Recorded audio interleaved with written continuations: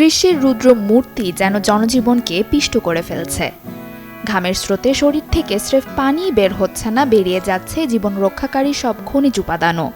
আর এই ইলেকট্রোলাইটের অভাব দেখা দিলেই নেমে আসে ক্লান্তি, পেশির খিঁচুনি কিংবা অসহ্য মাথা ব্যথা।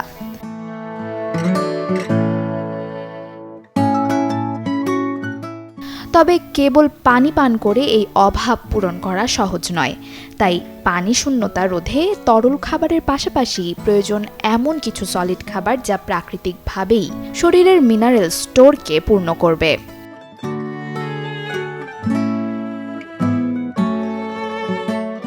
তালিকায় সবার আগে আসবে পটাশিয়ামের আধার কলা। এটি কেবল শক্তি যোগায় না, শরীরের ফ্লুইড রিটেনশন বা তরলের সমতা বজায় রাখতে পাহারাদারের মতো কাজ করে।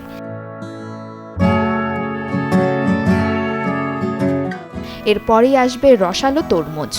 92% পানি আর প্রচুর পরিমাণে ম্যাগনেসিয়াম নিয়ে তরমুজ যেন প্রকৃতির তৈরি এক প্রাকৃতিক হাইড্রেশন প্যাক। এটি স্নায়ুতন্ত্রকে শান্ত রাখে এবং তীব্র গরমেও শরীরকে ভেতর থেকে শীতল রাখে।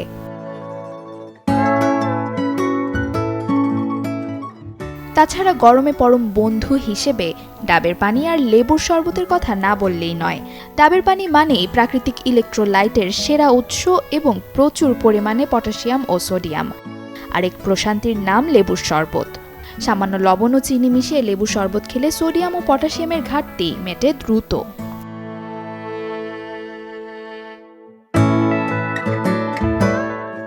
গরমে পেটের স্বাস্থ্য ভালো রাখা মানেই শরীর অর্ধেক সুস্থ থাকা।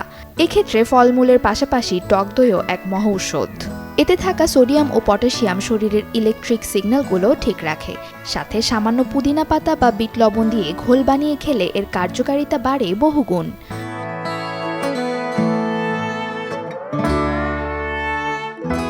খাদ্য তালিকায় যুক্ত করতে পারেন সবজিও। সালাদ হিসেবে লাল টকটকে টমেটোর উপস্থিতি হার্ট এবং পেশি উভয়কেই রক্ষা করে। আর সবুজ শাকের মধ্যে পালং শাক কেবল আয়রন নয়, বরং ক্যালসিয়ামের এক দুর্দান্ত উৎস, যা ইলেকট্রোলাইটের ভারসাম্য বজায় রাখতে অপরিহার্য। সাথে খাদ্য তালিকায় আরও থাকতে পারে কাঠবাদাম, কাজু বাদাম এবং কুমড়োর বীজ, যা থেকে পাওয়া যাবে প্রচুর ম্যাগনেসিয়ামের যোগান।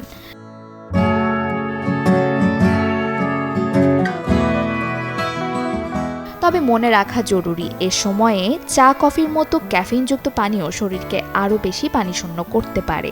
তাই সুস্থ থাকতে মৌসুমী ফল ও শাকসবজির ওপর ভরসা রাখাই হবে বুদ্ধিমানের কাজ। তপ্ত দুপুরে সুস্থতা ধরে রাখা খুব কঠিন কিছু নয়, যদি দৈনন্দিন খাদ্যাভ্যাস হয় বিজ্ঞানসম্মত এবং প্রকৃতি বান্ধব। Desk report, channel 24।